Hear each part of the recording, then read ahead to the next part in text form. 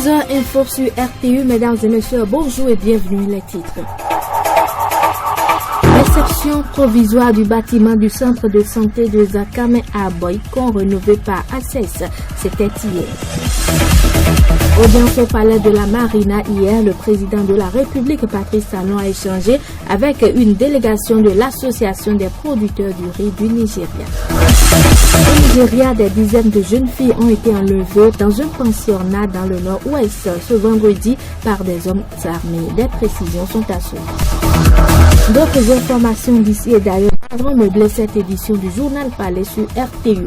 Roland Taumont assure la partie technique. Au micro, Nathalie Alotikwa. Bienvenue à tous.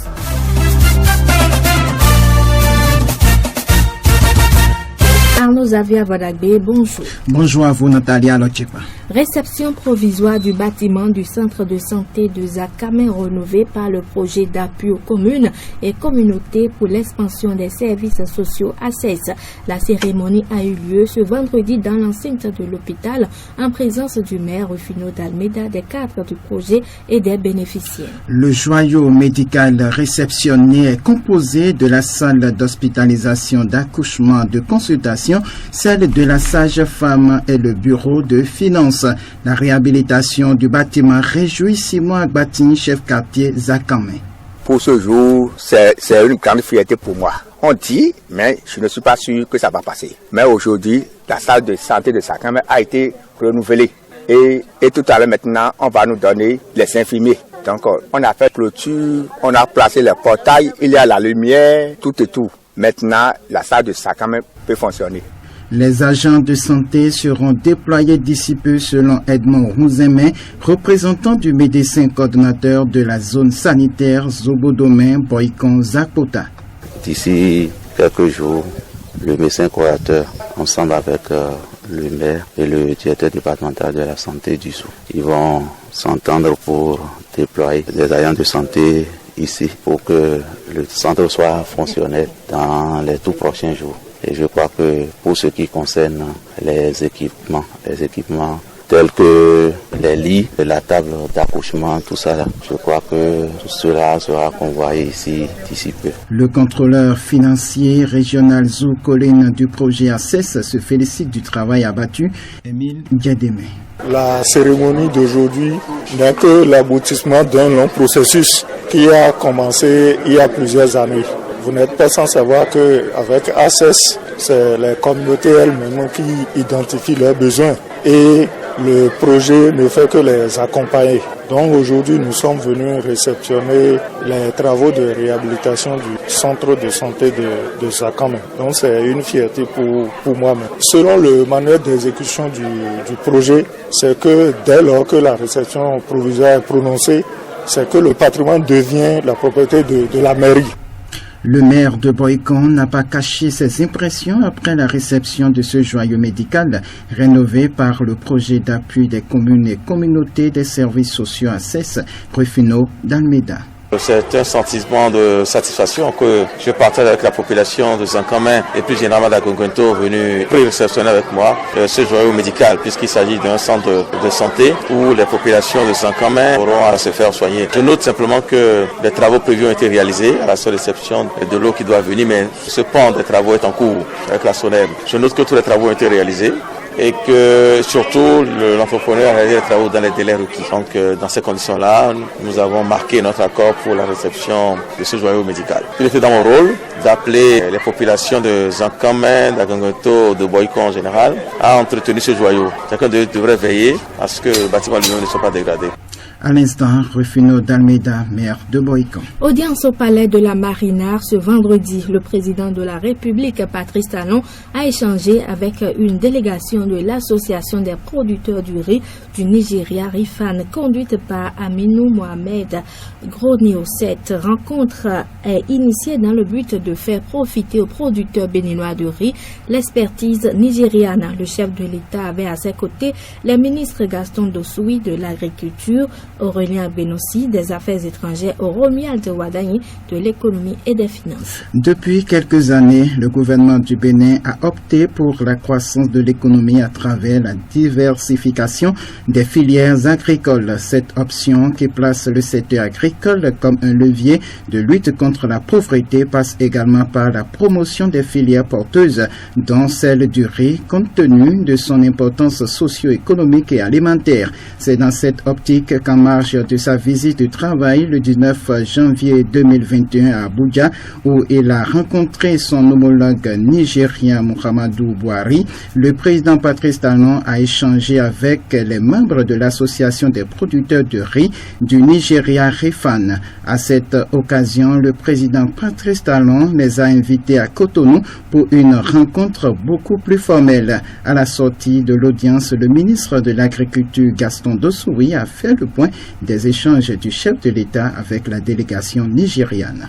Le chef de l'État, lors de son déplacement de la fois passée à Abuja, a, en marge de l'audience avec le président Buhari, rencontré l'Association nationale des riziculteurs du Nigeria. Il les a invités ici à une audience, à une séance de travail. Cette association est venue en grande masse pour partager avec le Bénin l'expérience et l'expertise nigériane.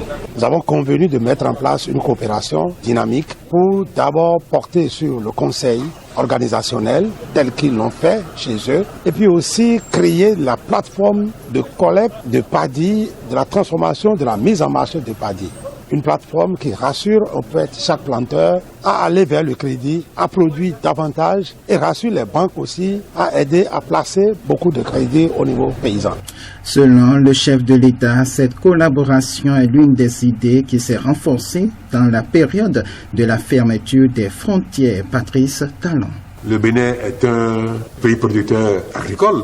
Le Nigeria aussi est un pays producteur agricole, mais également une grosse puissance économique. Et le Bénin et le Nigeria peuvent se compléter, notamment dans le domaine agricole et dans le domaine rizicole. C'est pour cela que nous avons décidé de nous appuyer sur l'expérience nigériane de développement de la production de riz pour satisfaire les besoins de nos populations béninoises, nigérianes et africaines. Donc, cette vision qui n'est pas nouvelle, mais qui maintenant a besoin d'être concrétisée, c'est de pousser à augmenter la production agricole dans nos pays, notamment au Bénin, puisque le Nigeria a donné l'exemple en mettant en place une politique de développement rizicole depuis quelques années qui a fait ses preuves. Le Bénin aussi a commencé, mais on peut aller encore plus loin si nous nous inspirons de l'expérience nigériane, de sorte que l'intégration par le riz soit une réalité. À cette occasion, le ministre de l'Agriculture Gaston Dossoui annonce la participation dès la semaine prochaine du Bénin au Festival du riz à Abuja. Des membres du gouvernement, des opérateurs économiques et autres acteurs du monde agricole béninois prendront part à ce grand événement. Les candidats à l'examen national de master ont planché du jeudi au vendredi dernier. Une baisse du nombre de candidats dans les filières est constatée. L'examen national de master s'est déroulé du 25 au 26 février dernier au Bénin. Pour cette édition, 620 candidats ont composé dans 40 filières réparties. Dans le lot, il y a 397 garçons master édition précédente, une baisse du nombre de candidats dans les filières par rapport à l'année 2020. Selon Julien Baguidi, il y avait 833 en 2018, 766 en 2019. Les causes de cette baisse ne sont pas encore connues pour cette édition. Divers acteurs se sont mobilisés pour la réussite. Albert Gandonou, président de l'Association des établissements privés d'enseignement supérieur pour l'éthique et la qualité, reconnaît le sérieux et la rigueur qui caractérisent l'organisation. Il a salué l'implication de l'État pour la bonne conduite des réformes. À présent, notre page magazine, plaque ordinaire portant l'effigie de l'idéologie des propriétaires des motos, un fait qui n'est pas sans une portée dans la société. Des plaques à l'effigie de l'idéologie des propriétaires des motos. On en voit dans la circulation sur nos routes et un peu partout. Les jaloux vont m'écrire, dis pour toi, Dieu est grand, qui sait l'avenir, la pierre rejetée. Voilà des exemples de messages que l'on retrouve sur des plaques ordinaires, des moyens de déplacement à 2 roues. Au micro de Radio Trait d'Union, des acteurs de ces actes s'expliquent. J'ai écrit derrière mon engin la pierre rejetée. C'est quelque chose qui m'a poussé à écrire ça là. Et ce n'est pas par hasard qu'on a écrit. C'est tiré de la Bible. Dans ma famille, je crois que je ne suis rien. Même si j'avais fait du bien ici, bon, c'est du mal qui me revient. Et ça là, c'est un côté. Mais dans ma famille, on me bafouille comme je ne suis rien quoi. Donc comme moi, j'ai fouillé la Bible et je voyais quelque part, on a écrit la pierre que les bâtisseurs ont rejetée est devenue le principal de l'angle. C'est de ça que j'ai modifié en un mot, disant la pierre rejetée. C'est suite à leur menace de tous les temps que j'ai fini par écrire, laisser les dire. Un jour, parler de moi, par les fatiguer. C'est quelque chose de très simple. J'étais ici et je me débrouille jusqu'à payer une bicyclette. Les amis me l'ont volé. Cela ne m'a pas touché et je persévère dans mes activités et j'ai payé encore une autre. Et c'est de là que j'ai écrit Qui c'est l'avenir. Bon, j'ai écrit les jaloux vont m'écrire sur ma moto parce que dans le monde que nous sommes, il y a des gens qui critiquent, même les alentours, les gens qui sont dans les quartiers et critiquent des hommes parce que c'est pourquoi, pour montrer la différence, on est obligé de faire quelque chose qui va les choquer. Lancer des messages assez semblables est un phénomène social. De par ce geste, l'homme entend développer une idéologie ou une philosophie. Ben Haro est un sociologue. L'homme dans sa société est mu par une philosophie bien déterminée. L'homme veut se donner une image et un label. Et ce label, il veut partager cela avec autrui. Puisqu'il vit et se meut dans la société, il faudrait que les autres aient une idée sur ce qu'il est. C'est la transposition de cette philosophie. Cette philosophie est inscrite derrière sa moto ou sa voiture où il se dit, bon, Bedagba, s'il faut aller au-delà, l'analyse sociologique nous amène à aller à la découverte de ce que nous appelons la réalité sociologique qui est ce qui vient après la réalité sociale. Voilà, cette réalité sociologique, on dit par exemple Maoklo. Ça nous amène à dire, par exemple, à voir en cet individu pourquoi lui il pense que Maoklo. Il a été certainement éprouvé et il en est sorti certainement et sauvé avec la main de la providence. C'est des interprétations possibles qu'il se permet de livrer ça à l'opinion publique comme placard publicitaire. Vous voyez? Donc tout cela a un sens aux yeux de l'Africain. Selon le sociologue, la signification des messages inscrits sur les plaques dépend de chacun des propriétaires d'engins à 2 roues ou des véhicules, mais généralement la portée reste positive.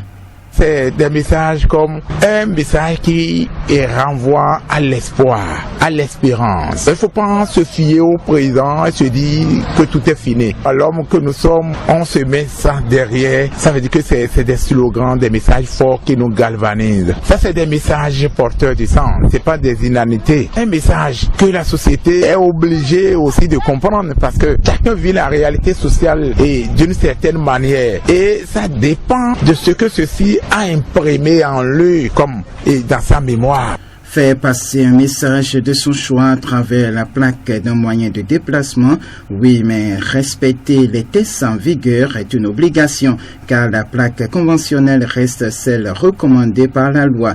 Aller dans ce sens participe de l'ordre social et de la sécurité de tous. Ben Haro. Nous sommes dans un système démocratique qui nous impose la liberté d'expression et d'opinion. Vous voyez? Et lorsqu'il y a cette liberté d'expression et d'opinion, c'est aussi possible qu'on ait ces messages. Tout en ayant à cœur que la législation actuelle nous impose une plaque conventionnelle qui permet d'identifier chacun dans ses mouvements et dans ses origines. Ils l'ont imposé, ils l'ont exigé. Et ça permet de sécuriser le propriétaire de la moto et pour des cas éventuels de vol. Interdite par la loi, vous pouvez vous trouver des moyens, mais ça peut être sûr. Et à n'importe quel autre endroit de la moto où l'intéressé juge nécessaire de faire passer son message. Pour sa moto ou véhicule, l'essentiel est la plaque. Celle personnelle est facultative. L'actualité africaine à présent au Nigeria, des dizaines de jeunes filles ont été enlevées dans un pensionnat dans le nord-ouest tôt ce vendredi par des hommes armés. Il s'agit du 3e enlèvement massif d'enfants depuis décembre dans dans le pays le plus peuplé d'Afrique. C'est devenu une routine au Nigeria depuis quelques semaines.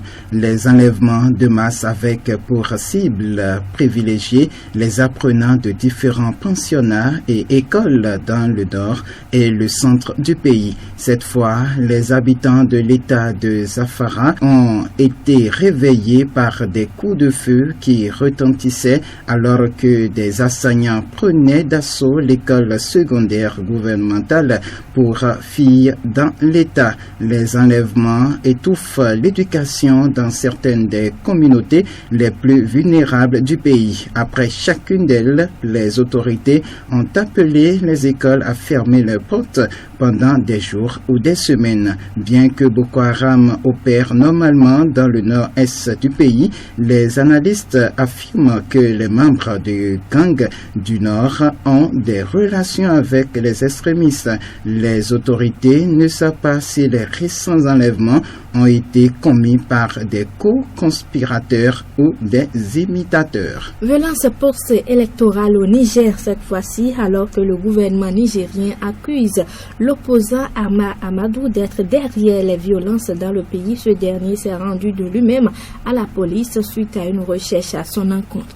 La fragile démocratie au Niger semble ébranlée par les derniers événements qui se déroulent dans le pays. Des violences ont éclaté après la proclamation des résultats de la présidentielle de dimanche dernier, donnant pour gagnant le candidat du parti au pouvoir, Mohamed Bazoum. Le candidat malheureux Mahaman Ousmane a contesté les résultats et a annoncé avoir gagné l'élection. Jeudi, après 2 morts au cours des violences, le ministre de l'Intérieur a déploré les violences et a annoncé plusieurs dizaines d'arrestations.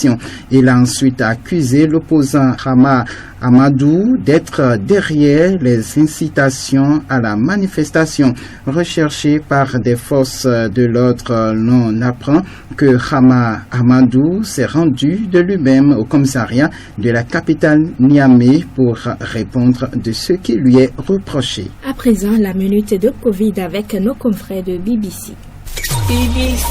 Bienvenue à la Minute Covid de BBC Afrique avec Alain-Serge Marquis.